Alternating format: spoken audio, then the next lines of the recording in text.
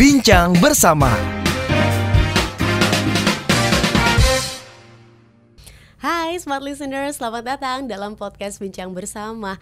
Di kesempatan kali ini Tasya Rustama akan temani Anda. Kita akan berbincang bersama dengan seorang tokoh. Beliau adalah psikolog dan juga seorang Certified Brand Spotting Trainer and Consultant.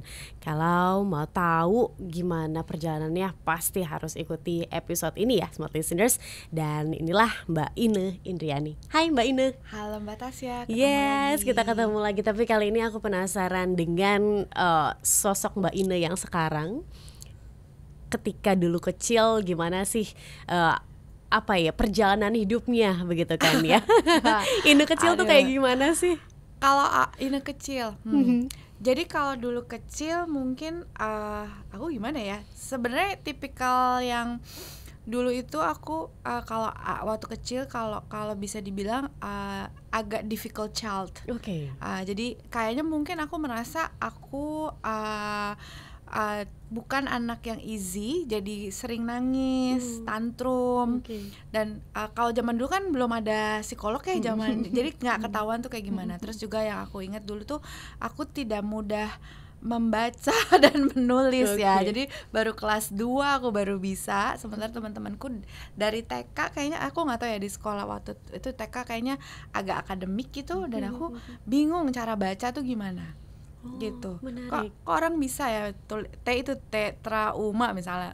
Buat aku tuh kayak sulit gitu, dan akhirnya itu cukup traumatikal ya buat aku, karena kan dipermalukan sama guru karena misalnya disuruh tuh dikte ini Budi gitu kan, terus aku nulisnya ya suka-suka aku gak ngerti cara nulis ini Budi gitu ya. Terus udah gitu orang tua juga mungkin ya zaman dulu tipikalnya adalah yang penting sandang pangan papan lah ibaratnya gitu ya. Jadi nggak terlalu, bukan seseorang yang terlalu hangat juga gitu, dan tidak paham apa yang terjadi ya. Kalau ke tantrum ya pasti dimarahin. Tidak akhirnya kalau kita bilang let's say sebenarnya kalau aku di zaman sekarang gitu, aku mungkin kena verbal abuse avoidance juga gitu. Jadi kalau misalnya dibilang ada trauma masa kecil gitu ya ada juga gitu loh. Karena tapi kadang gini, pengalaman traumatikalnya juga terjadi karena orang tuaku juga nggak paham bahwa itu caranya tuh begitu gitu. Terus kalau dilihat lagi nenekku, ya emang nenekku juga orangnya dingin gitu. Jadi kayak ya udahlah gitu. Oke, didikan VOC begitu ya kalau kata orang sekarang ya. Iya, gitu. Cuman kalau ya ampun dulu tuh ya cukup challenging ya buat aku. Kalau aku lihat flashback ke belakang dan belajar tentang psikologis developmental psychology gitu ya, waktu masih kecil ya lumayan ini juga ya challenging gitu. Tapi paling dekat kemana sih? Ibu, bapak atau saudara? Ke kakakku justru. Bedanya kita 10 tahun. Wow. Jadi maksudnya ya 10 tahun kan, karena udah waktu dia umur 10 tahun udah lebih bisa nurturing adiknya gitu. Jadi lebih dekat sama si kakakku gitu. Berarti Mbak Ine kecil dulu lebih look up tuh kakak ya? Kakak kalau dibanding mama papa ya mama gitu. Kalau sama aku 3 bersaudara, perempuan, laki, terus aku. Nah kakakku yang cowok ini abusive juga gitu, physical abuse segala macem. Tapi ya kalau zaman dulu tuh kayak itu tuh biasa gitu ya. Tapi kalau zaman sekarang itu tuh udah viral ya. Gitu. Jadi ya udah gitulah. Gitu Mbak. Tapi dulu ada impian tersendiri nggak sih? Apa cita-cita? Kepikiran nggak sih pengen jadi psikolog? Akhirnya kepikiran waktu mulai sekitar SMP. Kayaknya lucu gitu jadi psikolog. Cuman dulu kan nggak ada media sosial, boro-boro media sosial. Kita kan nggak megang handphone aja, telepon aja kan gitu zaman aku dulu. Jadi terbatas lah tentang karir dan lain sebagainya. Tapi entah kenapa aku memang dari SMP kelas 3 mungkin ya pengen jadi psikolog gitu. Sebelum memutuskan jadi psikolog, ada cita-cita tertentu waktu itu aku karena sering ke bank, jadi aku pengen jadi banker. Gitu. Menarik dari banker tiba-tiba ke psikolog. Iya. Aku mau gali dari sisi orang tua, walaupun didikannya VOC begitu kan ya, tapi kan kita tahu cara mendidik ini untuk di zaman kita mungkin ya milenial gitu kan, ini kan cukup works ya untuk beberapa orang, walaupun akhirnya juga memunculkan trauma. Tapi adakah nilai-nilai dari orang tua yang Mbak Ine anut begitu sampai dengan saat ini? A positive value berarti ya. Positive value dari mereka ya, intinya kan alhamdulillahnya kan keluargaku keluar di selama ini kan gini, banyak banget yang broken ya. Alhamdulillahnya menurut aku adalah keluargaku kan utuh gitu. Itu menurut aku adalah sesuatu yang juga harus disyukuri gitu ya. Akhirnya ya aku juga value-nya adalah keluarga itu ya utuh gitu. Lalu kemudian juga respect tentang ke anak, ke orang tua gitu. Itu value yang aku pegang sih mengenai keluarga ya gitu. Terus value lainnya ya misalnya di dalam keluargaku itu tentang boundaries itu cukup inilah ya. Misalnya contoh gelas itu punya siapa, ini punya kamu, ini punya aku. Terus ini janji tuh harus ditepati, itu ngaruh banget gitu. Karena ketika aku nikah sama suamiku itu agak berbeda ternyata value-nya, yang menurut aku cukup kita perlu beradaptasi mana value dari keluarga aku yang bagus yang perlu kita terapkan, mana dari value keluarga dia yang juga kita terapkan, dan mana yang jangan kita terapkan gitu. Di antara dari dua belah pihak gitu.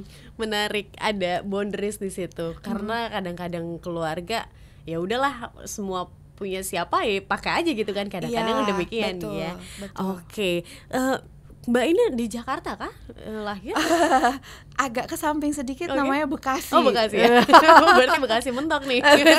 Setengah Jakarta, jadi kalau tinggal jalan sedikit Jakarta tapi tetap aja karena perbatasan jadi di Bekasi. Oke, berarti tumbuh di Bekasi. Dan Bekasi mungkin di zaman itu memang udah kota ya Mbak Ine ya? Iya, sekolahnya tetap Jakarta. Di Jakarta kan? Gitu. Jakarta coret lah ya. Jakarta coret ya. Oke.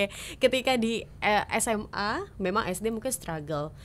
SMP, SMA apakah hal itu jadi berbalik Mbak Ine? Karena kan menjadi seorang psikolog itu kan nggak mudah ya, ingatannya harus luar biasa, belum lagi ya demikian. SMP adalah terutama waktu awal-awal SMP kelas 1 itu adalah pengalaman yang menurut aku paling nyaman gitu, karena di situ ada situasi di mana nilai-nilai aku bagus, teman-temanku juga oke gitu ya, kayaknya happy banget gitu. Tapi kemudian kelas 2, kelas 3 ada kondisi waktu itu mamaku sakit, jadi itu sangat sangat challenging ya gitu. Kalau aku baca lagi ke buku trauma, memang itu cukup traumatikal karena waktu itu aku harus tinggal hanya berdua sama kakakku, sementara papaku dinas di luar kota, mamaku sakit juga harus sama papa gitu ya. Jadi kita jadi di rumah, kakakku yang cewek itu di luar kota karena kuliah, jadi kita hanya berdua, anak SMP, SMA berdua di rumah yang kayak gitu. Terus nilai jatuh lain sebagainya. Jadi SMA aku merasa salah memilih SMA gitu ya. Teman-temannya juga nggak cocok gitu, dan itu very traumatical, bullying dan lain sebagainya juga terjadi. Tapi itu ya akhirnya itu juga mungkin yang menjadi salah satu alasan aku pengen mendalami psikologi gitu ya. Karena kadang kan penderitaan itu kata Rumi ada sinar di balik penderitaan gitu ya. Jadi energi besar. Energi besar. Jadi aku belajar jadi lebih empati kalau ada orang yang dibully atau mungkin tidak ada orang tuanya, karena waktu SMA juga kan mamaku juga masih sakit ya. Jadi kan itu juga cukup traumatikal karena yang aku pelajari juga sekarang di bawah usia 18 tahun ketika kita terlalu harus independen sebelum waktunya, lalu kemudian keluarga juga terpencar, itu kan cukup traumatikal gitu ya. Jadi di situ aku banyak ya cukup struggle, tapi kemudian jadi bekal untuk aku pengen belajar juga psikologi gitu. Oke, akhirnya memutuskan untuk kuliah di jurusan psikologi. Iya, betul. Gimana perjalanannya di psikologi? Kuliah jadi gini, waktu kuliah itu kan belajar ya udah misalnya gini, abis SMA terus kita kan ini ya tes minat bakat bisa gitu kan. Terus ya udah jurusannya ini, terus udah gitu kita kita nggak mikirin nanti karirnya kayak gimana. Oke. Ya nggak sih? Dan aku tuh dulu tuh nggak tahu kalau yang namanya psikologi tuh kayak begini gitu. Dan psikologi itu luas dari S1 terus habis itu ada penjurusan lagi gitu. Dan di situ aku agak sedikit kaget karena waktu itu ya psikologi ya pokoknya dengerin orang, taunya cuma gitu doang ya gitu. Terus taunya oh ada psikologi untuk pendidikan, psikologi untuk perusahaan, untuk HR, ada psikologi untuk kesehatan, terus ada psikologi klinis, ada juga yang klinis mengerucutkan diri untuk anak-anak ABK.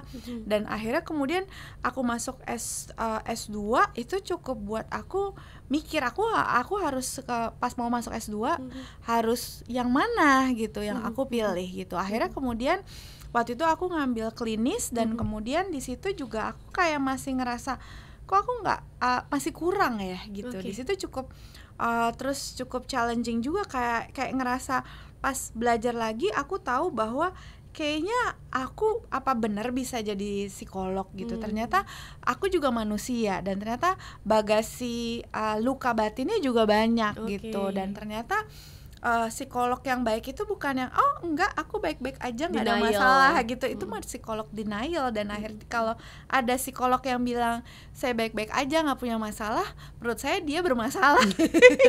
Karena nggak mungkin, memang manusia penuh dengan pahala dan juga ada dosa, berarti dia juga pasti punya isu. Yang penting adalah kita juga harus proses diri kita juga gitu, karena kita juga pasti punya dan justru kita sebagai psikolog itu challenge-nya adalah kita perlu benar-benar kenal diri kita sesungguhnya, luka-luka batin kita, bahkan termasuk generasional kita gitu. Bukan yang bilang aku gitu, aku tahu segalanya tentang kamu, bukan.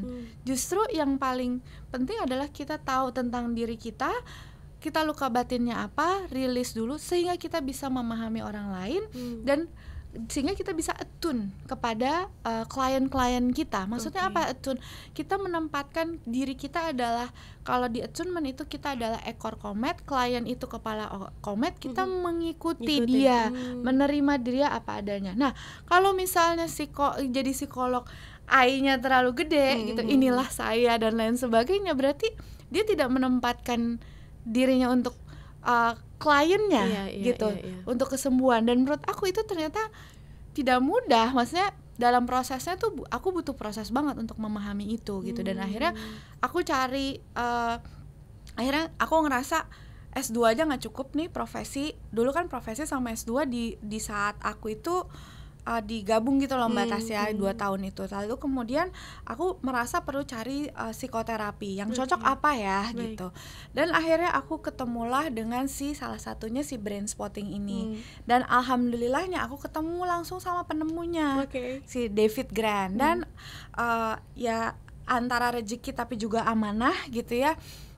Beliau meminta aku untuk menjadi leader of Brain Spotting Indonesia untuk perwakilan di Indonesia. Dan di situlah aku belajar banget bahwa menjadi psikolog, menjadi psikoterapis itu bukan tentang siapa saya nih, saya tahu tentang mental health bla bla bla, bukan. Tapi bagaimana kita bisa menerima dan membantu klien. Dan untuk bisa menerima klien, kitanya juga harus sudah beres dulu, bukan jadinya gedean diri kitanya gitu. Jadi ya itu Mbak Tasya. Wow, challenge-nya. Tapi ini pencarian yang luar biasa ya, bahkan sampai S2 itu momennya Mbak Ina untuk mencari itu. Setelah S2 aku merasa ini masih kurang.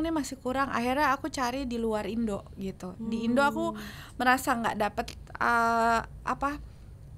kasarnya nggak dapet gurunya gitu. Lalu coba cari keluar dan akhirnya aku nemu guru-guruku ya, salah senior brain spotting dan lain sebagainya. Dan mereka tuh termasuk David Grant, yang paling aku suka adalah rendah hati gitu. Jadi konsep I-nya sayanya gede, karena aku maaf nih yang ngelihat beberapa psikoterapis dan psikolog di Indonesia kadang gede I-nya gitu. Sementara sebenarnya menjadi psikolog itu kitanya tuh bukannya nggak pede, tapi kita menempatkan orang lain di depan sehingga kita bisa membantu dia apa yang bisa aku bantu dan memahami dia, bukan kitanya yang sotoy gitu tentang dia. Dan itu ternyata butuh kitanya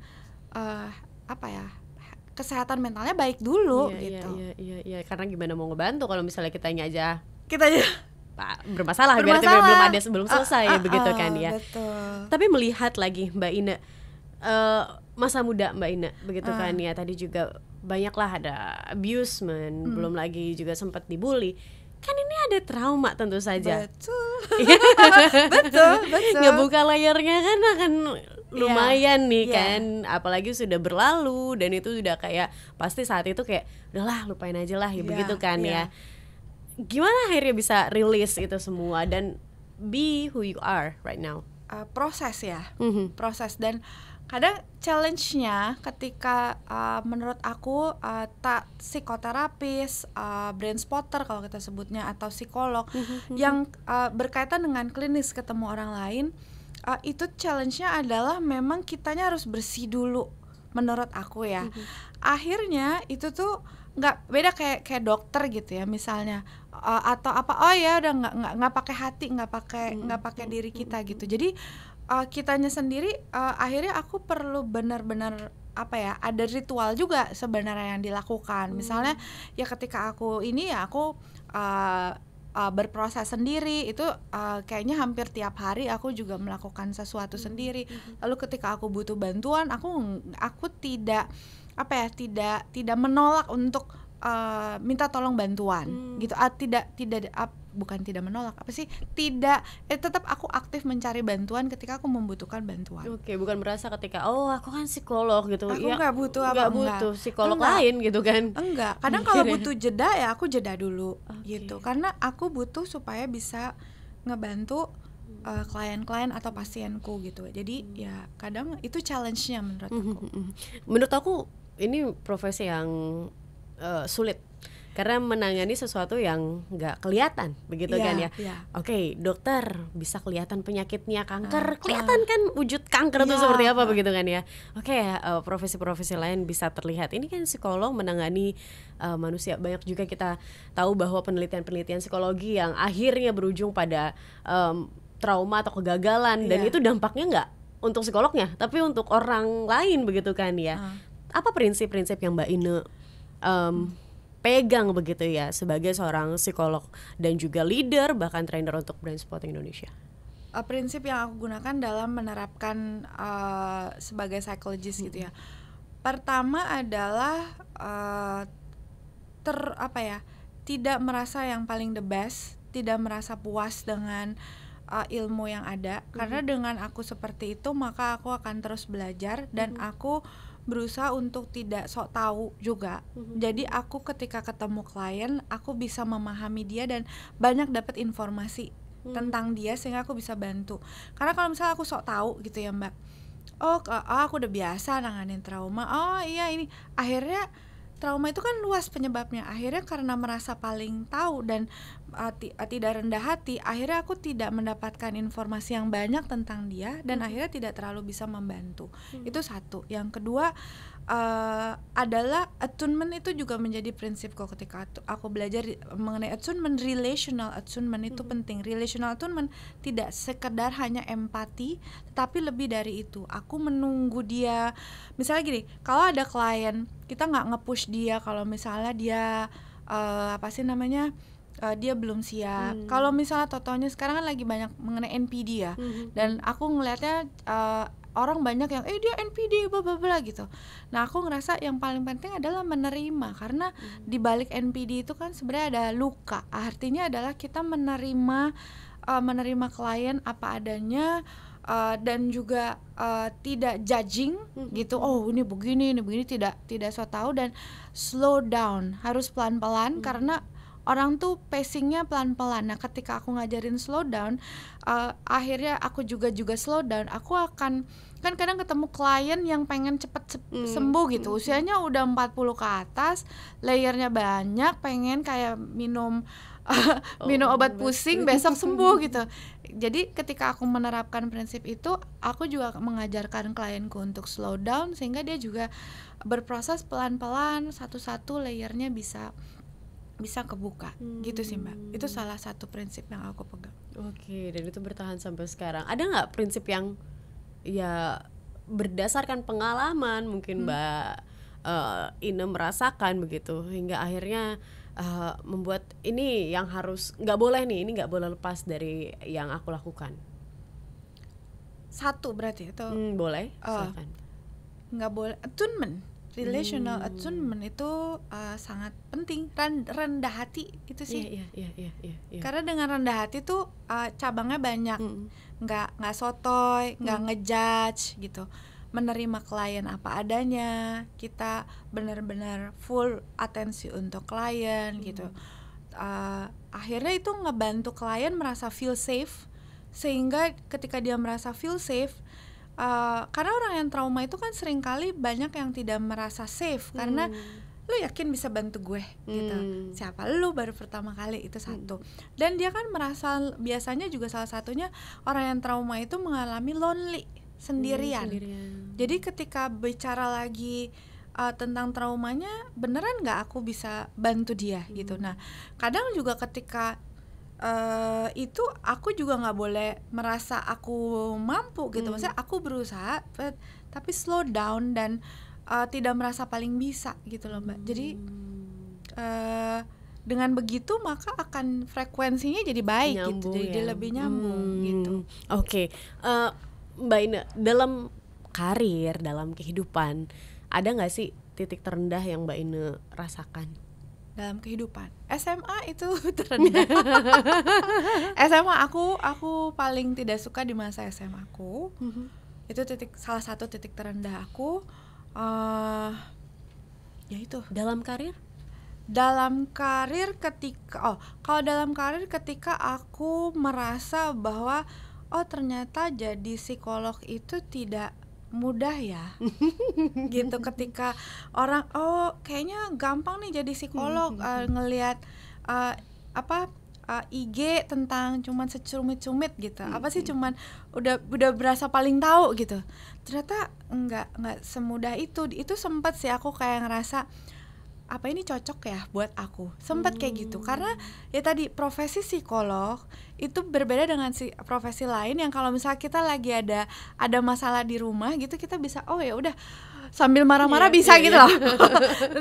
Psikolog tuh harus rada dulu sehingga bisa benar-benar connect sama klien yang kadang ketika lagi ada benar-benar lagi nggak banget gitu, lebih baik aku reschedule dulu deh gitu. Karena emosiku nggak bisa untuk here and now untuk si klien. Di situ sempat ada titik terendah kayak ngerasa tidak semudah itu ya gitu. Jadi psikolog, sempat merasa tidak kompeten juga itu pernah ada, karena semakin sulit klien-klien yang aku hadapi gitu. Very very kompleks trauma yang kayak gitu-gitu. Ini gimana, harus bagaimana gitu ngadepinnya gitu. Jadi kayak ya sempet ini juga sih dalam berkarir kayak ini aku karena emosi kayak gini lagi nggak bisa praktek nih gitu. Jadi kan nggak bisa nggak bisa ngapa-ngapain gitu. Iya. Menarik. Pernah sih aku off agak lama gitu. Oke, karena harus nge-adjust diri dulu begitu ya. Diri, termasuknya harus bagaimana dan sebagainya. Oke, ingat nggak sih momen pertama kali nanganin klien? Iya, pernah. Umur berapa Mbak Ine? Pakai umur lagi ya. Umur 20 something, 26, 25 mungkin, aku lupa. Kalau waktu itu kan ada praktek ya, ada praktek di kuliah. Tapi di kuliah itu hanya kita diajarin lebih banyak assessment ketimbang melakukan konseling. Nah, psikologi itu kan ada macam-macam ya Mbak, yang tadi aku bilang. Banyak juga psikolog yang terutama yang baru lulus itu rata-rata ngerjainnya assessment kayak tes IQ, tes apa gitu. Dan ternyata aku minatnya nggak suka dengan assessment gitu. Assessment itu kan kayak ngejudge, memang kebutuhannya itu yang ngejudge. Kamu tuh begini IQ-nya sekian bla bla bla. Begini. Aku nggak begitu suka. Aku ternyata lebih suka ke psikoterapis. Dan waktu pertama kali aku coba untuk konseling di rumah sakit waktu pertama kali, dan nggak ada supervisor segala macam karena abis kuliah ya udah kayak sendirian, kayak ini aku sama siapa ya gitu. Di situ aku kayak ya challenging banget sih. Akhirnya aku cari guru, terus cari yang di Indo awalnya, terus udah gitu kok kayaknya butuh lebih lagi. Akhirnya alhamdulillah ketemu dengan komunitas brain spotting ini. Aku ngerasa kayak mereka juga banyaknya tuh guru-guruku banyak yang senior dan mereka tuh alhamdulillah Allah kasih aku rezeki networking kali ya sama senior dari misalnya dari US, dari Jerman yang kayak gitu-gitu, dari apa sih namanya, kok jadi Austria dan lain sebagainya, dan kayaknya aku bisa masuk langsung sama si pakarnya gitu. Jadi kayak di situ aku kayak ngerasa jadi lebih pede lagi, terus ngobrol sama mereka, kadang ketemu langsung gitu, terus ya udah gitu. Di situ aku kayak ngerasa oke, akhirnya aku mau jadi psikolog yang fokusnya ke psikoterapi gitu. Dan terutama untuk trauma kayak this is where I belong gitu ya. ya. Akhirnya aku jalannya ke sini gitu. Menarik. Ada ritual tersendiri nggak sih, atau safe zone atau hobi begitu ya dari Mbak Ina di luar dari hiruk pikuk dunia pekerjaan dan juga konseling, karena butuh banget kan industri ini. Iya, ritual yang saya jalani terutama mindful. Aku kan introvert sebenarnya, jadi aku butuh sendiri, aku diam, aku connect sama diriku sendiri, connect sama yang di atas juga gitu, untuk lebih untuk proses healing aku, atau untuk kedepannya aku harus gimana, aku diem untuk connect gitu. Terus ya kalau kalau orang healingan pergi kemana, ya itu aku juga seneng ke luar, ke natural lah ya gitu, kayak misal ke alam. Aku lumayan sering kalau anak, tapi kan karena jadi ibu-ibu ya tergantung kondisi anak lagi libur atau enggak, tapi aku suka ke alam, aku suka sendirian gitu. Itu yang aku lakukan, dan aku punya teman curhat gitu. Terus kalau aku butuh supervisi, aku kontak orang yang bisa aku percaya gitu, untuk ini bagaimana dan lain sebagainya. Itu sih kalau untuk mental health aku. Gitu. Untuk target Mbak Ina 5 tahun ke depan, project-project yang mungkin sekarang lagi dikerjain begitu kan ya, ada nggak sih? Iya, jadi tuh aku kan fokusnya ke trauma ini ya. Jadi aku masih ingin memarketingkan ini gitu ya, buku Trauma dan Attunement. Kalau sekarang ini kan masih adanya di Tokopedia gitu ya, atau langsung hubungi aku, tapi mungkin nanti pengennya di toko buku juga ada. Lalu ini kan sudah mulai aku trainingkan untuk praktisi kesehatan mental. Bukan semoga nanti bisa ke masyarakat umum. Kenapa aku lebih fokus ke praktisi kesehatan mental? Karena kebetulan aku adalah trainer untuk praktisi kesehatan mental untuk brain spotting, dan ternyata tentang trauma juga praktisi kesehatan mental masih entah itu psikolog atau psikoterapis, konselor masih butuh pengetahuannya. Jadi menurut aku itu kayak MLM gitu, Mbak. Jadi ketika aku mengajarkan ke mereka, maka akan lebih banyak tersebar untuk ke para klien-klien gitu. Jadi atau masyarakat umum. Jadi sih aku memang banyaknya fokus ke situ, tapi aku juga sebenarnya pengen kedepannya ya mungkin bisa juga untuk ke masyarakat umum juga. Nah, salah satunya pakai buku ini. Cuman aku nggak mau bikin buku yang kayak populer banget gitu. Tetap harus ada ilmiahnya. Makanya dibilangnya buku yang aku ini kan aku tulis itu ternyata namanya populer ilmiah. Jadi kayak ada penelitiannya, ada secara jurnal dan lain sebagainya. Itu tetap aku masukin, karena menurut aku orang Indonesia yang tidak suka minim membaca ini tetap harus tahu tentang kondisi ilmiahnya. Kalau enggak kita nanti ketinggalan. Gitu. Sukanya kan yang ini ya, Mbak Ina, kalau misalnya yang assessment. Kamu begini enggak? Kalau lagi tandanya kamu begini begitu. Orang Indonesia sukanya begitu kan. Betul, jadi dari pilihan-pilihan ini tanda aku tuh begini loh gitu kan. Betul, padahal menjudge itu nggak bisa sesimpel itu, bener nggak sih, Mbak? Betul, makanya kalau Mbak lihat di buku aku ini yang di belakangnya aku bilang buku checklist misalnya ya, di bab tentang gejala trauma. Checklist gejala trauma ini untuk self awareness, bukan untuk melakukan self diagnosis. Jadi aku sering banget kasih note-note di tiap ininya, karena banyak orang yang gampang banget self diagnose untuk dari sekedar Google, AI, sementara gejala yang sama bisa aja sebenarnya akar atau misalnya diagnosisnya tuh berbeda atau tidak ada diagnosa. Misalnya gini, apa aku ADHD ya gitu. ADHD tuh paling jadi kayak apa sering ya? Iya, ADHD coba kenapa ya? Kayaknya emang karena dia kebiasaannya aja emang tidak disiplin gitu ya. Dulu orang dia konsen-konsen aja kok umur 30 baru merasa ADHD. Atau ternyata ADHD juga gejalanya mirip sama orang yang mengalami trauma. Atau misalnya orang yang lagi stres. Orang yang stres kan emang gak bisa mikir saat itu gitu. Padahal kenapa? Kayaknya aku ADHD deh gitu. Umurnya 30 tahun terus gitu. Waktu kecil gimana kita telusuri, aman aja ya, nilainya bagus apa. Dulu sih aku bisa konsen aja. Lah gimana ini maksudnya. Jadi ya itu self diagnosis tuh menurut aku harus hati-hati. Dan yang utama, bener kata Mbak Tasya tadi, beda sama dokter yang itu tuh kelihatan nih kalau dokter tuh misalnya virusnya jelas gitu ya. Flu ada flu tipe A, B, COVID gitu kan, flu burung lah apalah. Tapi kalau mental health kan beda gitu ya.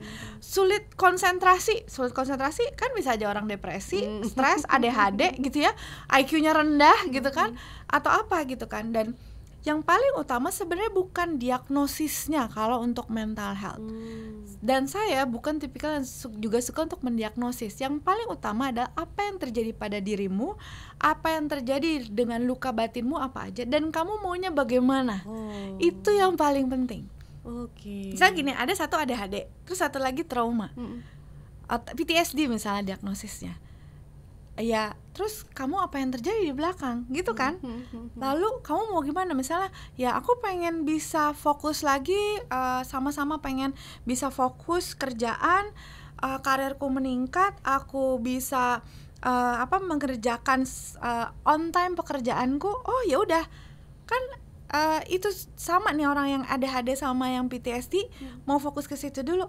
Ya udah kita coba untuk ke arah situ bisa di-adjust ya. Bisa, iya. Dan akarnya apa nih? Nah, yang utama ternyata kalau si ADHD akarnya misal ABC, yang trauma EFG. Kita fokusnya kan ke situ, bukan si diagnosisnya yang paling utama. Gitu. Baik, menarik banget.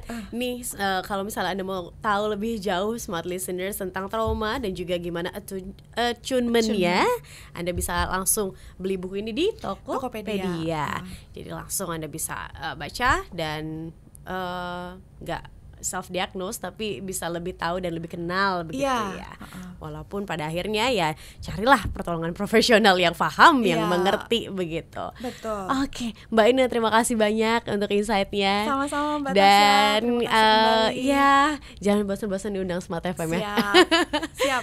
Oke. Dan Smart Listeners, terima kasih juga untuk Anda yang sudah bersama dengan kami di dalam podcast Bincang Bersama di hari ini. Dan kita harus pamit undur diri. Akhir kata saya Tasya Rustama dan saya Ina Indriani. Kami pamit, sampai jumpa. Bincang Bersama.